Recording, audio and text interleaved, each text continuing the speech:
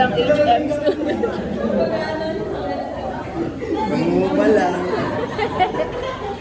Natutulog lang. Mga tulog lang.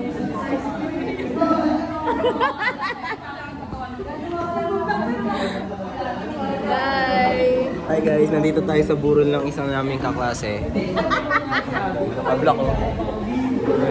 Ito yung patay guys, oh.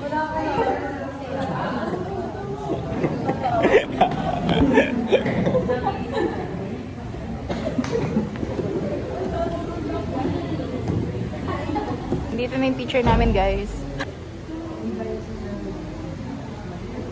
Okay, so let's go to topic. Ito naman is about sensory perception. Okay, so ano ba yung meaning ng sensory perception?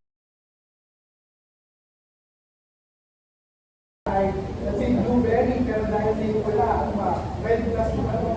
Strawberry. Violet. So ang tingin ng isip nila to, pwede na ba? Ube ba to? Or ano yung pala? Kasi nga, yung lightings, pwede siyang maka-apekto. So as much as possible, kung di lang ang ating ilaw, pati yung paligid natin dapat clear. So next natin is sa ating sense of smell. Of course, yung ating sense of smell, ang sunod na makaka-evaluate. No? Hindi agad ang lasa. Kasi bago natin siya iswallow or i-bite, maamoy muna siya. So hindi yun mapipigilan. So, ang ating nose, meron siyang tinatawag na mga receptors. Yan, yung ito, smell receptors. Yan, ito, smell receptors.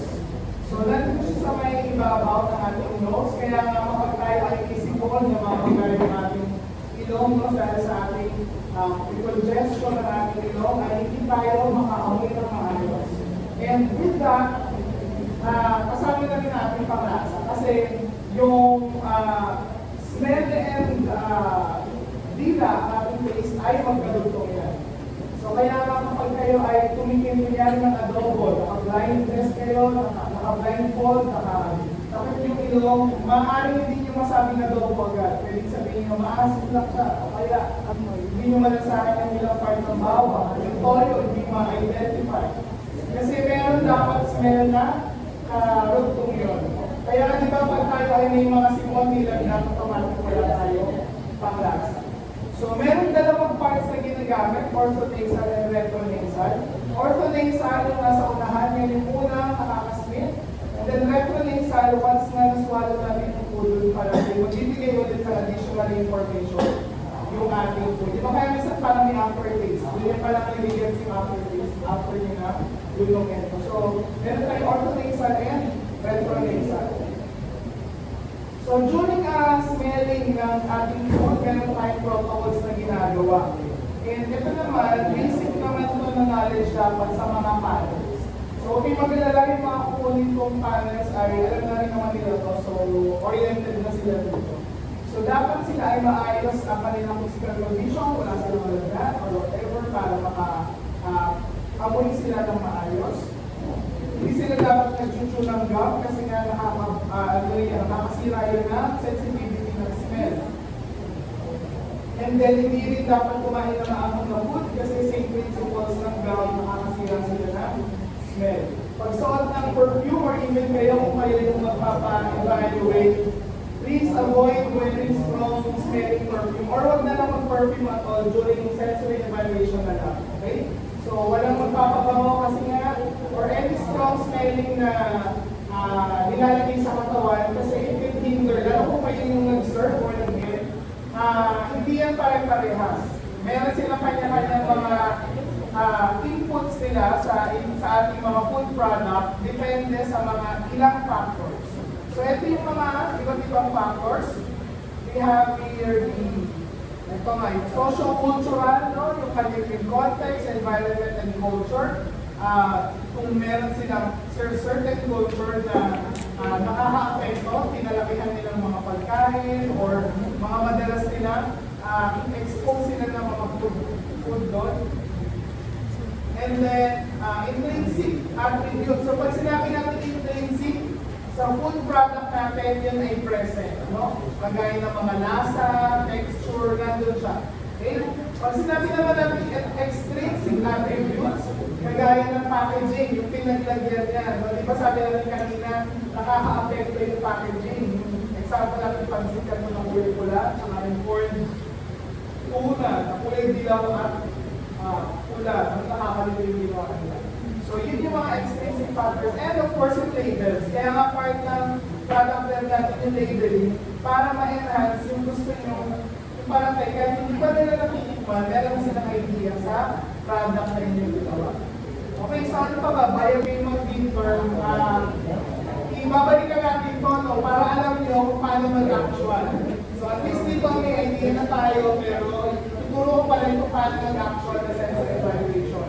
And then, etong mga nakuha nyo sa slides na to ay dito na kayo kumugot ng kung paano nyo isusulat yung inyong consumer acceptability at saka sensor evaluation na sa chapter 3. So, kasama rin sa quiz sa next week. Okay, so chapter 1, 2, and 3 na quiz natin is giving 20 to 25 items lang yun. Para lang ma-refresh lang tayo sa ating mga inaarap. Okay, so kung wala nang tanong, para tayo yun. November. Yeah, November.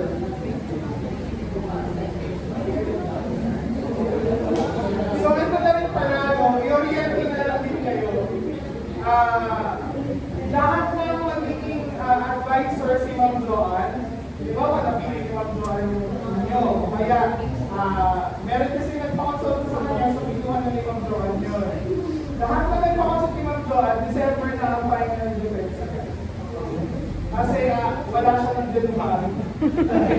So, double time tayo, yung schedule nyo. Kaya ako nagpag-coordinate na malilink kay Ma'am Joanne at saka sa akin, okay? Nagpag-coordinate na malilink. At least bakit pa kayong mababakasyon, diba?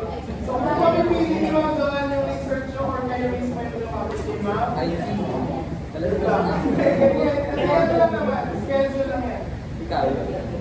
Kaya, halimbawa, this week, pwede ko na, this week kasi, this week, pwede nyo na, kung halimbawa, si Ma'am Joanne na nakuha nyo, or kung sino mga advisor na nakuha nyo, this week, pwede na kayo makapag-coordinate. Ano pa lang, makipigil ko pa lang. So, pili pa lang sila today at saka bukas. So, baka weekends, yun, pwede na. Parang hindi yung yung mga ma-utilize natin yung mga bakasyon na, yung mga araw na wala tayo, pasok kayo yung gamitin sa pagpapasol. Ayan. So, kung wala naman wala nang tanong, sa next meeting na lang tayo ang ating